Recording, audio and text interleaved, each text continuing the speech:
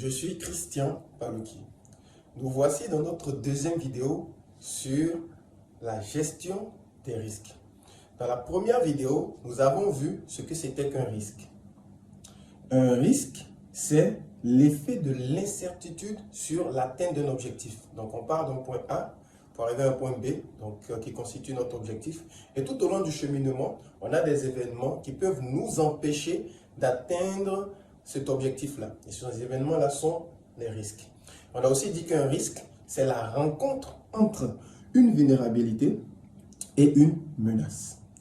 Aujourd'hui, nous allons voir quels sont les types de risques qu'on a et nous allons voir aussi comment gérer les risques. Quelles sont les stratégies qu'on met en place pour gérer des risques. Alors, sachez qu'il y a trois types de risques. Oui, trois types de risques. Les risques positifs, les risques neutres et les risques négatifs. Dans notre entendement, on se dit souvent que voilà, un risque a une connotation négative. D'accord? Le risque, c'est forcément quelque chose de négatif. Non, il y a des risques positifs et il y a aussi des risques neutres.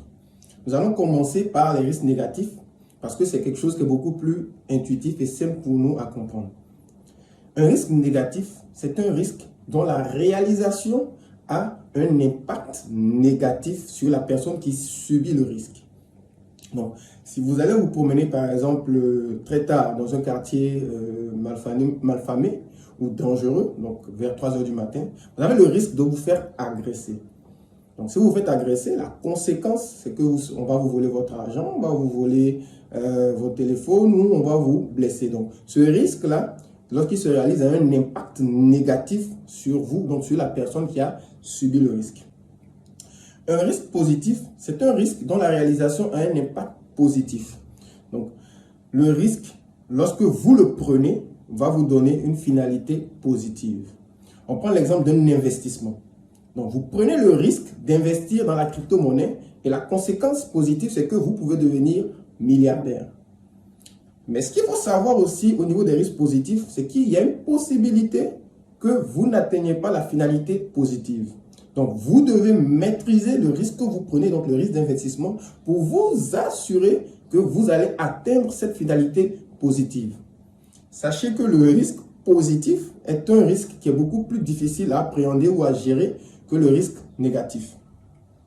Ça demande beaucoup plus d'énergie, ça demande beaucoup plus de gestion et de stratégie. Le risque neutre, c'est un risque qui est du point de vue observateur. Donc, la personne ne subit pas le risque, mais il observe, il en donne les détails et il peut en donner les impacts. Donc, on prend par exemple l'exemple d'un présentateur de météo.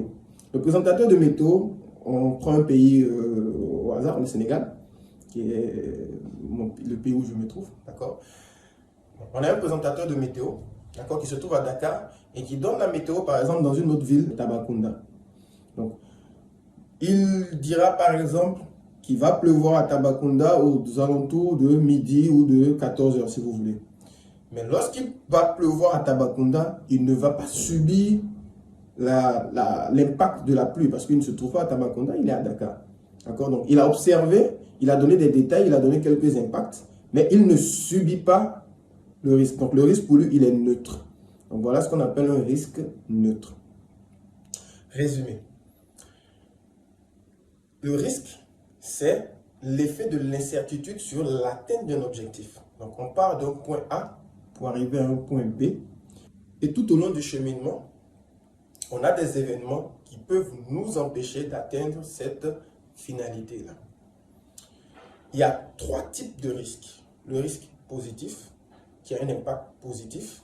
Le risque neutre, qui a un impact neutre, c'est-à-dire que la personne ne subit pas le risque, mais l'observe. On a le risque négatif, un risque dont l'impact est négatif sur la personne qui subit le risque. Alors, comment est-ce qu'on fait pour gérer les risques? Quelles sont les stratégies qu'on met en place pour gérer les risques? Sachez qu'il y a trois catégories de stratégies. Donc, il y a des stratégies de prévention, il y a des stratégies de détection, on a des stratégies de correction. Une stratégie de prévention, c'est une stratégie qui agit sur les causes du risque. Donc, ce qui cause réalisation du risque. Donc, on empêche les causes de se réaliser pour empêcher carrément la réalisation du risque. Prenons l'exemple de l'électricité. Le risque qu'on peut avoir ici, c'est le risque de coupure de courant. Donc, l'une des causes de la coupure de courant serait que vous n'avez pas payé votre facture d'électricité. Donc, la stratégie pour éviter la coupure de courant, donc pour traiter cette cause-là, serait de toujours payer à temps votre facture d'électricité. Donc, si vous payez à temps votre facture d'électricité, vous n'aurez jamais, d'accord, de coupure de courant. Donc, la stratégie de correction. Donc, ce sont des stratégies qu'on met en place lorsque le risque s'est réalisé. Donc, ces stratégies-là vont permettre de pouvoir diminuer, réduire, et dans le jargon on dit mitiger l'impact du risque. Donc, supposons que vous avez un risque de perdre par exemple une somme de 10 millions de francs CFA. Donc, vous allez appliquer des stratégies de correction qui vont faire de telle sorte que le risque là de perdre 10 millions de francs CFA va se réduire à un risque, d'accord, de 50 000 francs par exemple. Donc, au lieu de perdre les 10 millions, donc vous avez réduit le risque à un tel point que vous allez perdre seulement 50 000 francs CFA. Donc, vous avez sauvé 9 950 000 francs. Les stratégies de détection. Donc, ce sont des stratégies qui vont vous permettre de détecter qu'un risque va se réaliser ou qu'un risque est en train de se réaliser.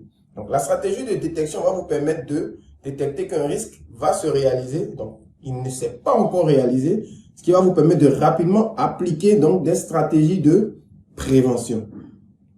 La stratégie de détection aussi peut vous permettre de détecter qu'un risque est en train de se réaliser, ce qui vous permettra d'agir rapidement et d'appliquer à temps ou le plus vite possible des stratégies de correction, donc pour diminuer, réduire, donc mitiger le risque.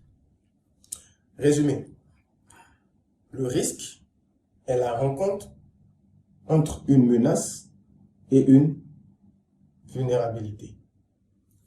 Le risque est également l'effet de l'incertitude sur l'atteinte d'un objectif. Donc, on part d'un point A pour atteindre un objectif à un point B, et tout au long du cheminement, on a des événements qui peuvent nous empêcher d'atteindre cet objectif. On a trois types ou catégories de risques. Donc, le risque positif, dont l'impact est positif, le risque neutre, qui est du point de vue observateur, et le risque négatif, qui a un impact négatif sur la personne qui subit le risque.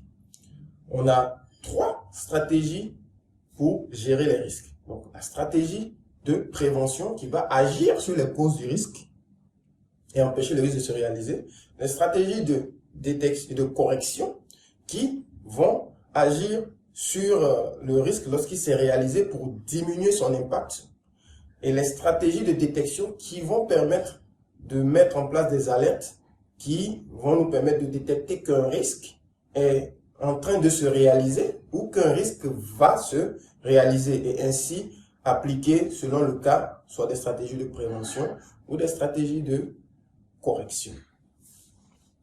Merci de votre attention pour cette vidéo et surtout ne prenez pas le risque d'attraper le Covid. Donc faites comme moi, protégez-vous, appliquez les mesures de distanciation et n'oubliez pas, c'est Dieu qui est fort. Merci.